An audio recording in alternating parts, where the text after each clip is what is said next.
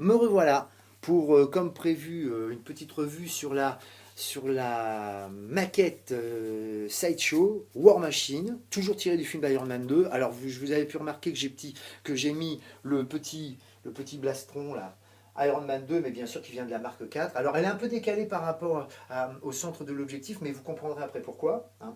Alors, je vais essayer de faire très vite parce que je me suis rendu compte qu'apparemment pour mettre les vidéos sur YouTube, pour que ce soit assez rapide et bien fait, il faudrait les faire en dessous des 300 secondes, c'est-à-dire à peu près 5 minutes, donc c'est léger. J'essaie d'être assez succinct et d'être le plus précis possible. Voilà. Donc, c'est une pièce, c'est une réussite.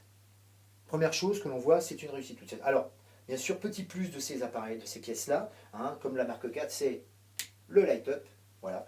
Alors, c'est une réussite. Vous voyez, je vais le faire tourner. Alors, toujours pareil, le light-up au niveau des bras, enfin au niveau des bras, au niveau des paumes, les répulseurs là, le plastron au niveau du torse, et une petite nuance par rapport à la marque 4, c'est les petites LED rouges au niveau des yeux.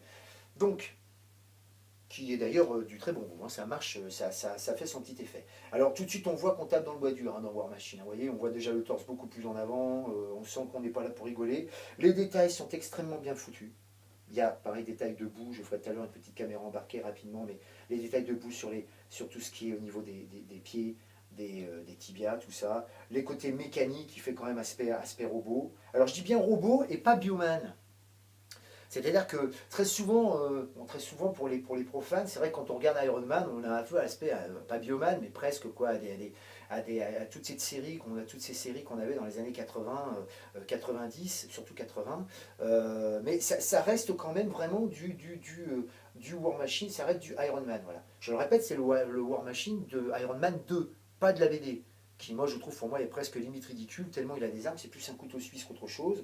Hein, voilà. Alors, donc, j'en viens à la maquette, donc vous voyez, elle est relativement bien faite. Ça aura peut-être demandé un petit peu plus de détails au niveau de tout ce qui est mécanique, vous voyez, mais enfin bon, il n'y a, pas, y a pas besoin non plus. Alors toute la pièce est en résine, bien sûr. Il n'y a que peut-être la Gatling, enfin, ce qui ressemble à une Gatling, la mitraillette rotative, c'est peut-être du plastique, je ne me rends pas bien compte, en tout cas il y a une partie plastique. Mais enfin, voilà. Le socle est extrêmement bien fait aussi, pareil, ça suit le socle de la marque 4, hein, avec des morceaux de drone par terre, de partout, et c'est vraiment une très belle pièce. Vraiment, vraiment.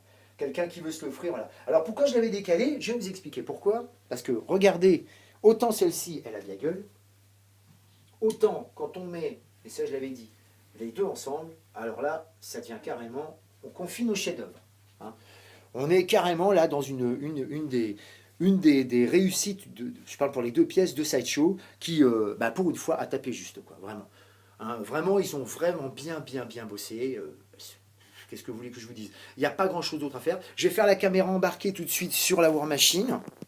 Au niveau, bien sûr, vous allez voir, notamment ce que je vous disais, le petit plus, là, c'est quand même vous avez vu le visage, voilà, qui est comme ça. Voilà.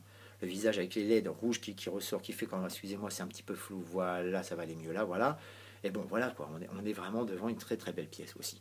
Alors pour tous les collectionneurs, si quelqu'un peut se l'offrir, parce que c'est une pièce qui maintenant est devenue rare, hein, vraiment rare, et qui plus est chère, voilà.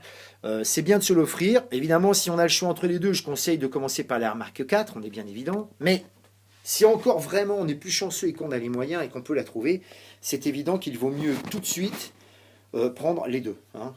Là, ça fait, alors je vous le dis franchement, hein, au niveau du prix, on est dans les 1200, entre 900 1250 par pièce. Je prends une fourchette large plus un râteau qu'une fourchette. Mais c'est vrai qu'on est dans ces eaux-là, d'accord.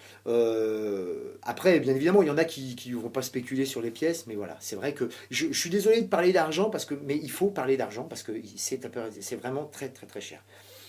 Donc voilà pour la War Machine, ça a été succinct, je vais voir un petit peu ce que ça donne, je vais essayer de la mettre sur YouTube aujourd'hui, donc ça c'est vraiment un problème de temps, mais n'hésitez pas à m'envoyer des questions sur YouTube, tout ça, j'hésiterai pas à répondre, et encore une fois, si vous voulez vraiment d'autres détails visuels et tout, n'hésitez pas à aller aussi sur le forum Fana Collection, qui est vraiment très précis et très détaillé pour chaque pièce que je vais présenter. Voilà. Écoutez, à plus tard.